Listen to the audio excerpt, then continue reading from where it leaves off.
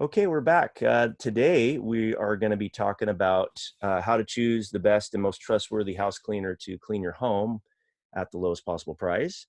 And I've got Becky with me here today with Integrity House Cleaning, and we're going to talk about what we consider milestone 3. So this is the third video in the series. We already talked about gathering intelligence on other companies and creating a plan, and now we're going to talk about the meet and greet. So Becky, how are you doing? I'm doing good. How are you? I'm excellent. Thank you. Good. Okay.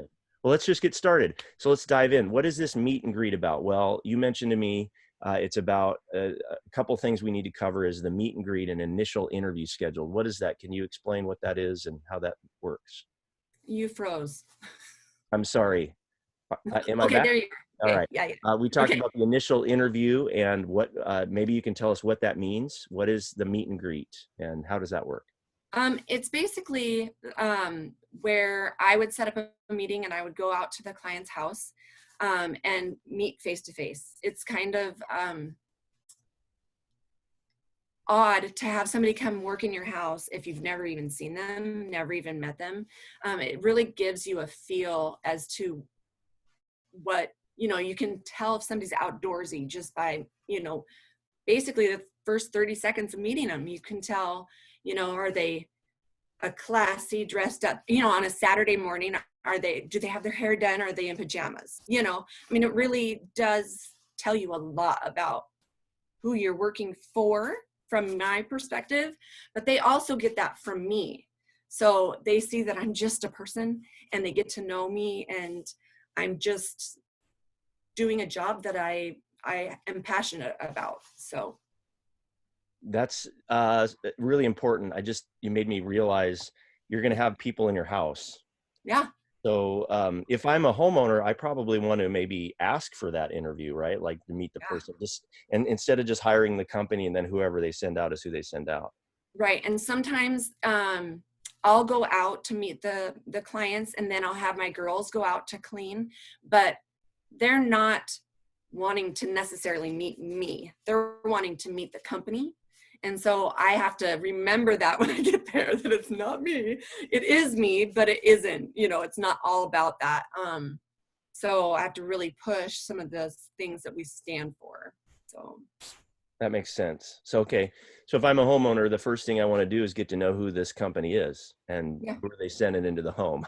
yeah, yeah. Okay, so that's checkpoint 1. Checkpoint 2 is that the cleaner should get to know you as a homeowner, the family, and the needs, and it shouldn't take very long. Maybe 30 seconds. They're going to get to know you. Tell me more about what that's like when you actually make that initial call and you start talking to them. How do you figure out these things?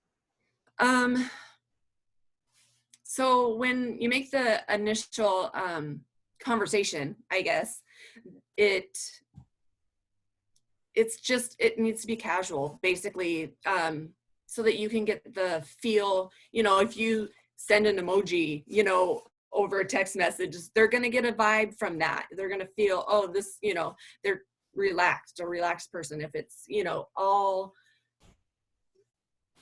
nicely done, written like you would do, they're going to get a feel for, what type of person is on the other side of that message, the conversation.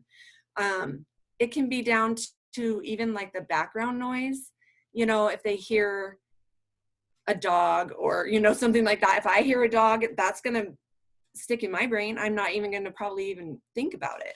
But just the initial conversation, whether it is text or over the phone, it's very important. So what are you looking for? Are you looking to see if they have pets? Are you looking to see if they have kids? Because that affects the cleanliness or the It dirty sure the level does. of dirt in the house. Is that It what you mean? sure does. It maybe not necessarily the cleanliness or the it tells you what kind of clean it's going to be.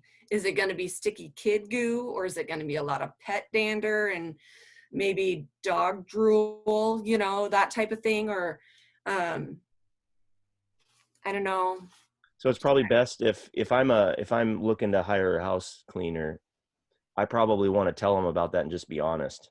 Because if Yeah, if I try not to let them know about that and then they get to the house, they're yeah, not going to be able to give me a good estimate or they're not going to be able to charge properly or they're not going to be able to it's gonna be miscommunication, right? And a lot of that I am hoping to tackle and overcome those challenges of quoting times, because there was one house that we thought we were going to go into and clean for a total of 4 man hours, and it ended up being over 15.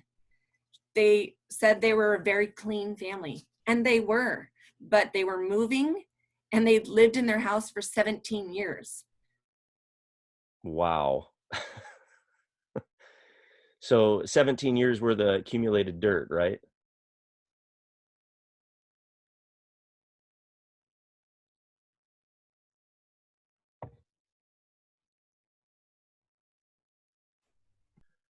Okay, great. So checkpoint 3 is you're going to see the house different than the cleaner does, and you need to communicate specifics. And we were kind of just talking about that. So, what kind of specifics do you want to know from a homeowner?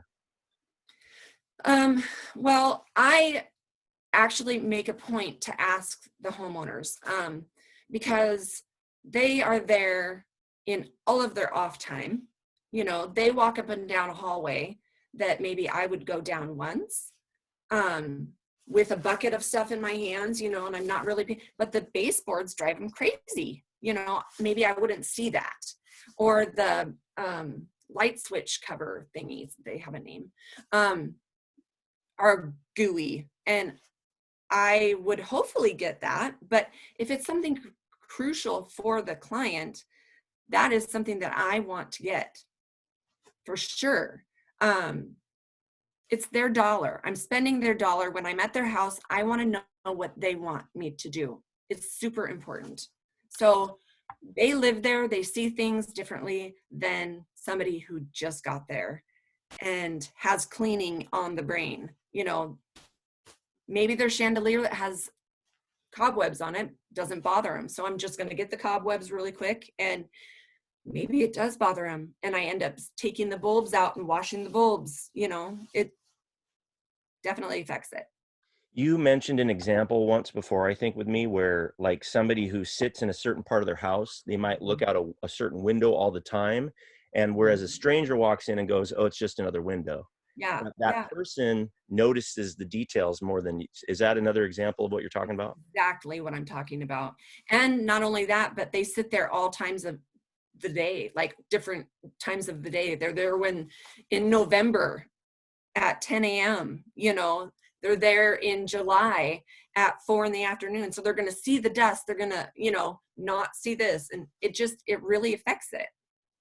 It's kind of like, what are the most important parts of my house, or of your house, that you want to have cleaned? Like, What tell me drives what you those are. crazy? That Yep. drive you crazy. I love that. Yep. That's really good. And that leads us to the last checkpoint, which is, and it could be optional, but especially if they didn't have a meet and greet Yeah. meeting, but you might want to, the homeowner might want to make a list of priorities. And that's kind of related to what you just talked about, right? Yeah, for sure. And when I ask clients to do this, just because that way we can actually literally check it off that we did it. Um, and frankly, I might forget. I'm human, but and I tell clients, just be simple. If what you want us to do is wipe the knobs off of all of your cabinetry in the kitchen, write it down. I know it's simple. I know it's um not elaborate. It's not a huge job, but it bugs you. So I want to get that done, and I ask them actually frequently, is there anything specific you want us to do this week? On the maintenance cleans that we do. That's great. So even every maintenance, you're even asking. Yeah, I ask because when I confirm, they'll say, "Oh yeah, I'm ready. We'll be ready for you." And I'm like, "Okay, great. We'll be there right around 10 o'clock." And don't forget, if there's anything that you would like us to do specific this week, leave us a note. That's great. Yeah. That's really good, because Yeah. then they are going to have something. You know what? There is something that's been bothering me. Yeah. And it's their dollar. Shouldn't it do what they want? Yeah, yeah, yeah. Do you have any interesting examples of that list of priorities that you've gotten? Have you ever gotten a really long list from anybody, or like weird things on the list? We've definitely gotten, and I encourage, especially first time cleans, we've gotten these lists and we're like, but we're only here for 2 hours. I'm like, but mom, the chores, there's,